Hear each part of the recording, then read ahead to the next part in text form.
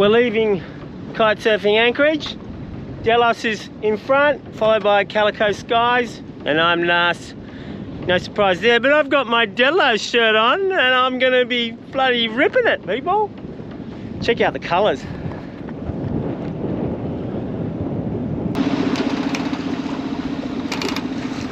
Getting pretty close to the reef, Wilson. I know. Ooh, indeed.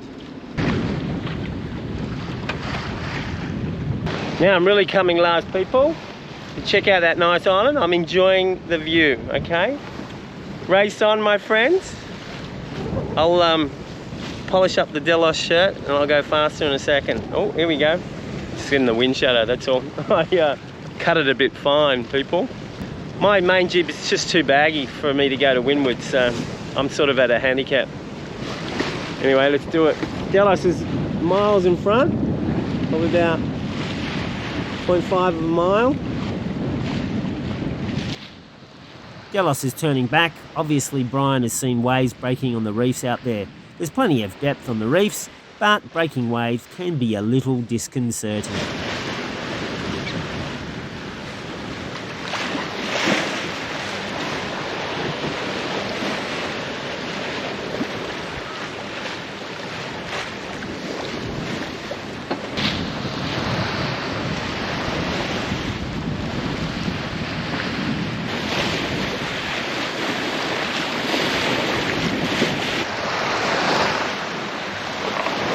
Oh, catching up.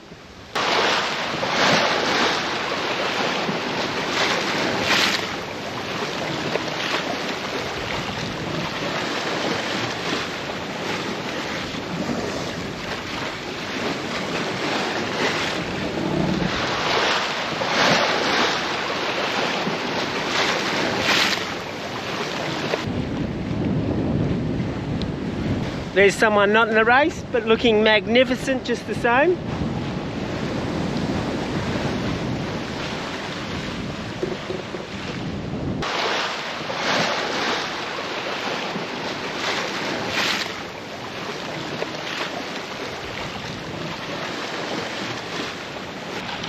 That's 6 meters. That's about 3 meters over there.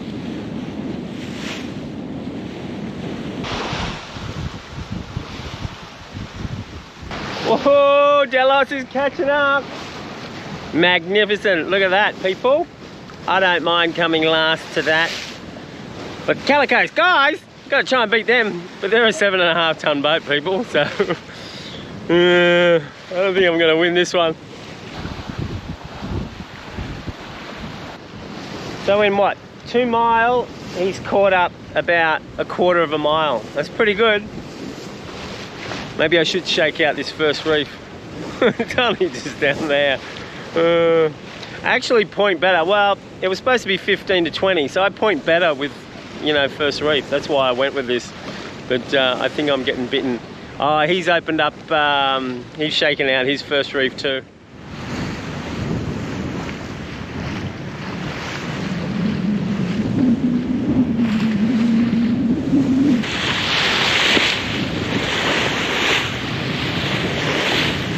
I'm going to be robbed of wind soon, in about a minute or two.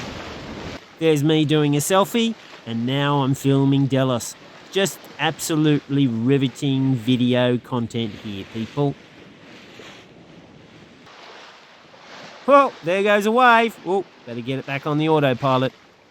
And then I got a plan in my head, people. Clearly on this sail setup, I was not going to win. But then I thought of a great strategy, people.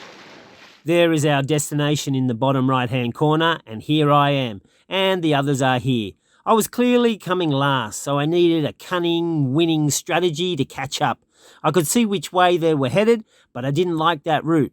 The wind was northeast, and so there would be definitely a wind shadow behind this island here. Less wind means less power in the sails and therefore slower. And I had been here 3 years previously, and I seem to remember a current also this way, so I didn't want to go there at all. But the crucial thing I thought I remembered was that there was a shoal area at the end of the island. But I made a mistake. I remembered the wrong tip of the island and confused the positions of these reefs and shoals over here. So I thought they were not going to be able to go straight like this. I thought they were going to have to tack a couple of times. Meanwhile, I would point higher at the start and then catch up midway and be back in contention. I was feeling quite pleased with myself until I saw no one tacking at all and they went straight through to Isla Tigres, whereas I took the longer scenic route. Oh well, you can't win them all. Although my polarised lenses are a bit dodgy, they still function well enough for me to pick out the reefs. Polarised lenses are essential for sailing, people. But what a magnificent day sailing. Have I ever mentioned that to you before? What a magnificent day sailing this is. I'm upwind now, and if I can just make it in front of these reefs, north of those reefs, it'll be easy run in.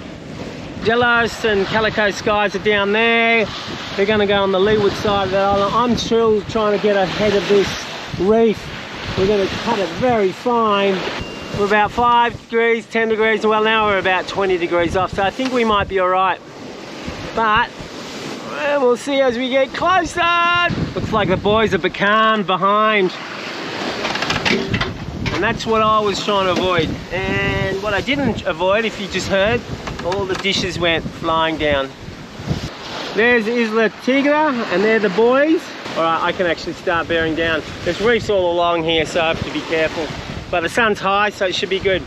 I can already see dotted reefs. I was excited for nothing, people. I'm still coming last. There you go, last in. But, you know, best dressed, as they say. Delos shirt.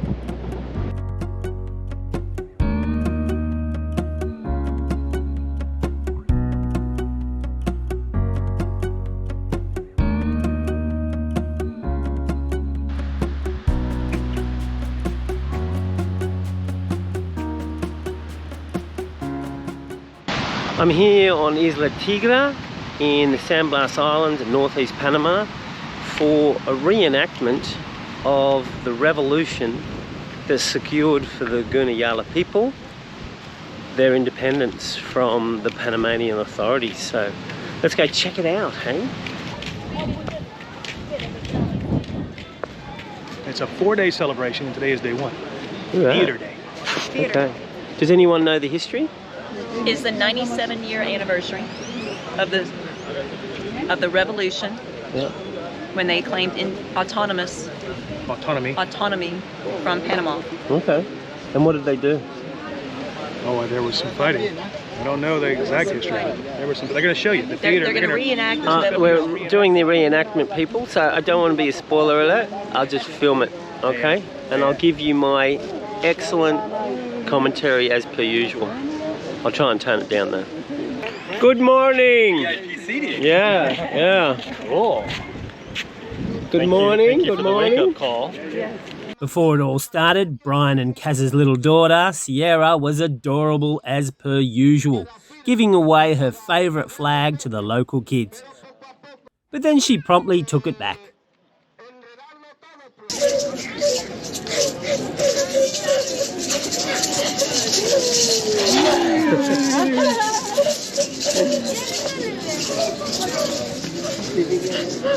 Yeah? Yeah.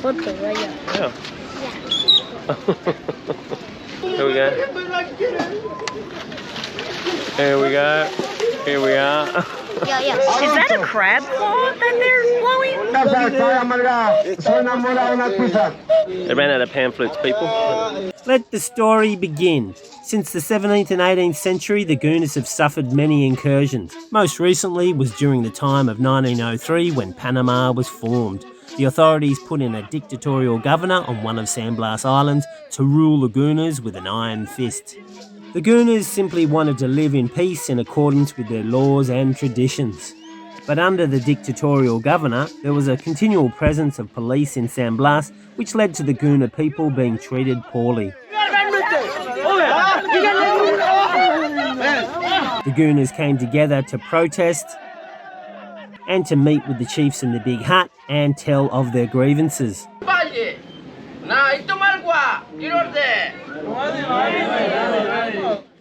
The chiefs are the ones in the hammocks. Of course, the police showed up to force the gooners to conform, which led to more fights. More police came in. The Gooner people still tried to hold on to their traditions and beliefs, but they were closely watched by the police, who hounded them at every opportunity.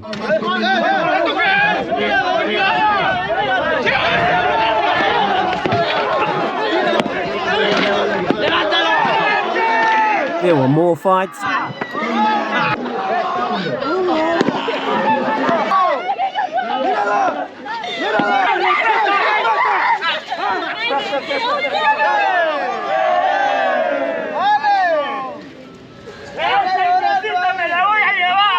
The Gooners had had enough, and they realised there was only one thing to do, so they sent out runners to all of the villages, and the chiefs got together to plan their stand. Everyone had a say, and a plan was contrived. They sent out all the runners back out to tell the people that a date had been set where they would fight back. The people were rallied. And then on that date, all over Gooniyala, the Gooners pounced all at the one time and killed all the policemen and dumped their bodies into the sea. Now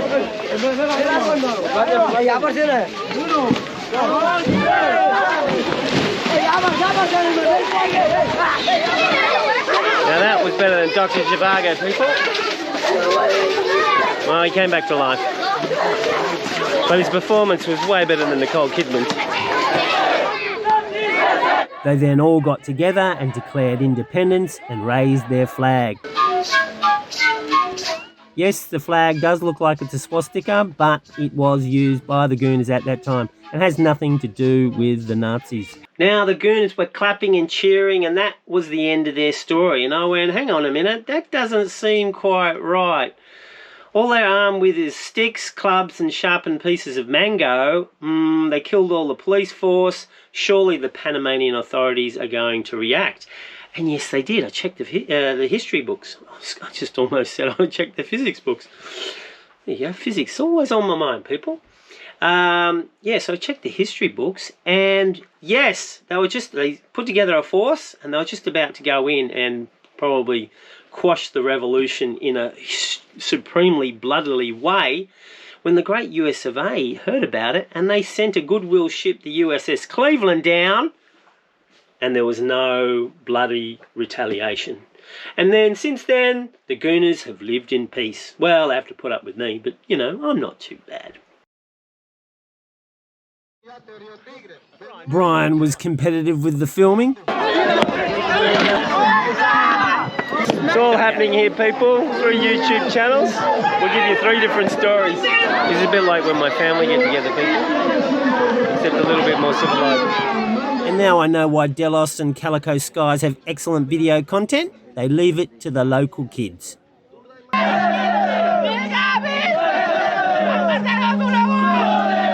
Call me old-fashioned, people, but I think there's going to be a battle. And there has been a vicious rumour, and I may have been captured by Brian falling asleep. Well, it was a very long revolution. Only 4 more days left of the Kickstarter campaign, good people. I simply cannot wait. Can start the boat soon.